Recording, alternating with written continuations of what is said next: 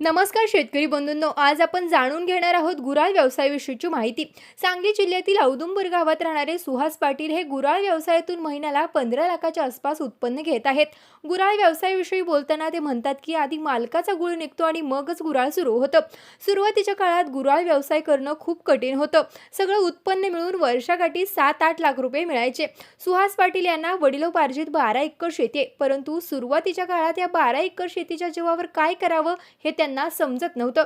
त्यामुळे थोडे दिवस त्यांनी फोटोग्राफी केली। फोटोग्राफी उत्तम सुरू होती, पण त्यांचं मन मात्र त्यात रमत नव्हतं। त्यामुळे पुन्हा ते शेतीकडे वळले आणि ऊस लागवड केली आणि याच ऊस लागवडीतून त्यांनी गूळ काढायचं ठरवलं। सुरुवातीचा गूळ काढण्याचा प्रयोग त्यांनी 80 लिटर ऊस रसावर केला। पहिलाच प्रयोग यशस्वी झाल्याने त्यांचा आत्मविश्वास वाढत गेला।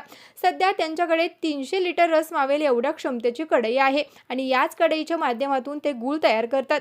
गुराळ व्यवसायातून फक्त गूळ काढून ते थांबले नाही, तर सध्या त्यांच्या गुराळातून ते वेगवेगळे पदार्थ तयार करतायत। यामध्ये गूळ पावडर, काकवी असे वेगवेगळे प्रोडक्ट तयार करतायत। त्यामुळे गुराळ व्यवसायातून त्यांचा इन्कमही वाढलाय। सध्या बाजारात गुळाला खूप मागणी आहे। साखरेऐवजी लोक आता गुळाला प्राधान्य देत आहेत। सेंद्रिय गूळ सगळ्यांच्या आवडीचा झालाय असेही ते सांगतात। ज्या शेतकऱ्याला 4-5 एकर शेती आहे, परंतु ऊस परवडत नाही किंवा ऊसाला भाव मिळत नाही, अशा शेतकऱ्यांनी घरच्या घरी गुराळ व्यवसाय करायला हरकत नाही, असं त्यांचं मत आहे। शेतकरी बंधूंनो, तुम्हाला या गुराळ व्यवसायाबद्दल काय वाटतं कमेंट करून नक्की सांगा आणि असेच नवनवीन व्हिडिओ पाहण्यासाठी आत्ताच कृषी मंत्राच्या YouTube चॅनलला सबस्क्राईब करा। त्याचबरोबर आमच्या Facebook आणि Instagram पेजलाही फॉलो करा।